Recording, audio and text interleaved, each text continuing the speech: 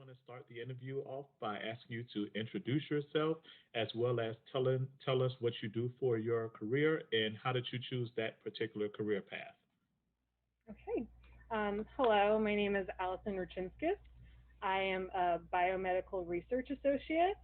Um, right now, I'm working for Leidos Biomedical on the NIH campus, and I chose that because I've always been very interested in science, um, but I wasn't sure growing up what I wanted to do exactly. So it's been kind of a weaving journey uh, exploring different research topics, finding what I'm truly passionate about, um, all the way starting when I was probably a child to now, and just about now at the ripe age of 28, I'm really discovering my true passion. But growing up, I always had kind of a curious mindset and was drawn to looking at things in a new way and exploring things. And I realized probably at the end of my high school career that I wanted to go into biomedicine because there's that element of helping people as well as trying to figure out new information and answer questions that people have about how we function and how we exist. So yeah. Great, great. I can imagine that in your particular career, with everything that's going on in the world, that people have looked to you for answers with COVID-19, and I know they've probably been asking you a million and one questions about that and how to stay safe from that. But being in light of the world and what we're involved in right now, what does a day-to-day list of activities look like in your particular career? In my particular career, we are focused on looking at cancer on a cellular level. So on a day to day, I'm working in the lab, looking at cells, extracting information from those cells. Some of those cells even come from patients with cancer. So I'm working in the lab at the bench with different reagents and solutions for the most part. And then I also do some computer work to kind of process the data that I get from my experiments. Um, so it's kind of a way to help move biomedical science forward while still being able to kind of be in my realm of working in the lab. Right now, I'm obviously working mostly by myself when I'm in the lab because of restrictions. Usually there's more people, um, but that's kind of what my work environment's like, and my day to day is just juggling and multitasking different projects that I'm working on, different steps of it. So it stays pretty fresh. It never gets too boring, even if you've done a protocol 20 times before. You're doing it for a new goal, for a new purpose, to get new answers. That sounds very exciting. Um, our next question is I want you to think back to when you were in middle school because this program is geared toward eighth grade students. Think back to when you were in middle school. What did you want to become when you were an eighth grader? And does your career now connect in any way to what you wanted to be back then?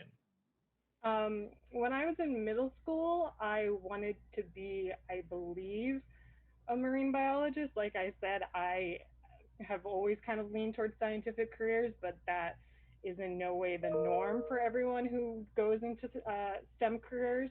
Uh, I think I actually, in seventh grade, I thought I wanted to be a marine biologist, and then I took biology, and I kind of doubted that because we were really focused on learning about frogs, and I realized I'm not really, it's cool information, but I don't know if I wanted to spend all day just looking at frogs. I was much more enamored by kind of astronomy at the time, but uh, so I definitely had connections there, and I knew what interested me and what I was starting to figure out what I was kind of good at doing, but I still think I had a journey to figure out where specifically I wanted to end up. Um, yeah. Okay, cool. Okay, I want you to think back to what your first real job was, and what's something that you learned that you took from that job, whether it was positive or negative. uh, a job in my field or first No, job. just your first job, period, and give us one thing that you took from that particular job, whether it was positive or negative.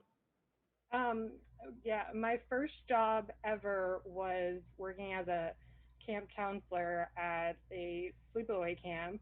Um, and what I took away from that job was kind of just I just learned a lot of responsibility because a lot of time you're just with kids by yourself, having to take care of them, having to keep them entertained.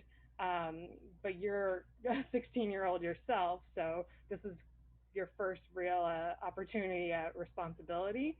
Um, so I kind of learned that I could be responsible and I could get things done on my own. I think in any first job that you get, you learn things about yourself more than the job sometimes. So that's what I learned, and then I also learned that I was good at kind of planning ahead, but also being pretty flexible because being a camp counselor, you have all these things in mind, but then at the end of the day, if a child doesn't want to do something, you gotta change it up. So, Definitely, definitely. My background is in teaching, so I know exactly where you're coming from there.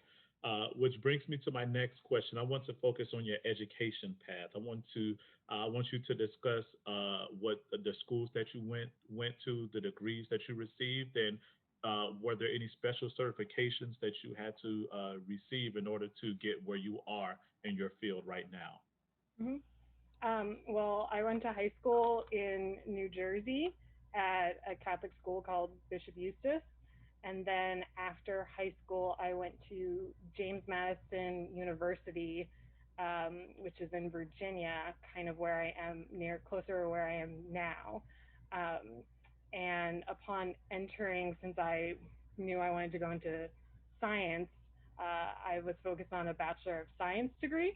Um, I had a few changes with my major, but I ended up getting a Bachelor's of Science in Biochemistry, um, which actually has a lot of opportunities that arise from it. And there's actually several different degrees that my institution offered that could lead me to my current position.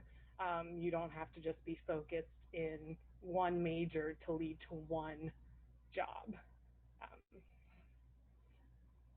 Cool. Now we're going to go back to eighth grade Allison. We're going to go back in time one more time and focus on you in eighth grade. And I want you to, if there was any advice that you can give eighth grade Allison, what would it be? it would just be hang in there. It's a very disoriented time, and eighth grade was exciting because it in that point in my life, I kind of got comfortable with being in middle school and had my established friend group by then. But unfortunately, we were going toward to high school, so new things were coming and things were changing. But at the same time, it's also very exciting because you're right there on the precipice of new things, and it can be disorienting and seem overwhelming at times. But I would just say, hang in there, new things are coming, and at the end of the day, new experiences, no matter what they offer, they will always teach you something. Great advice. Great advice. Which brings us down to our final question. I want to put you in the mindset that there's a student who wants to, in the future, hold the same job that you have right now. And that student is watching this video right now. What advice could you give them on what they need to do in order to reach the point where you are right now? I would just say my advice to a student who would be looking to get into a career like mine would be to just explore what else is out there, really kind of figure out what drives you and what you're passionate about. Some of those things you're not going to learn until you have certain experiences that'll guide you. I would also say kind of build, if you're interested in a topic, if you're interested in science or any other STEM subjects, to find a connection with a teacher who teaches that.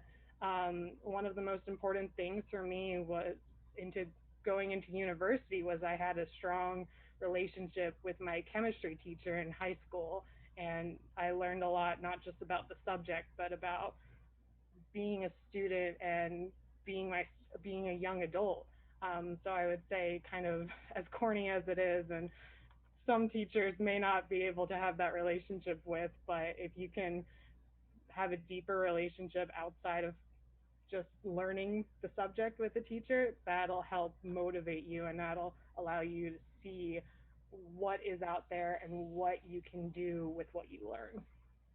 That is amazing advice. And that brings our interview to a close. Allison, I thank you for your time and thank you for participating in our Junior Achievement Inspire program. You have a great day. Yeah.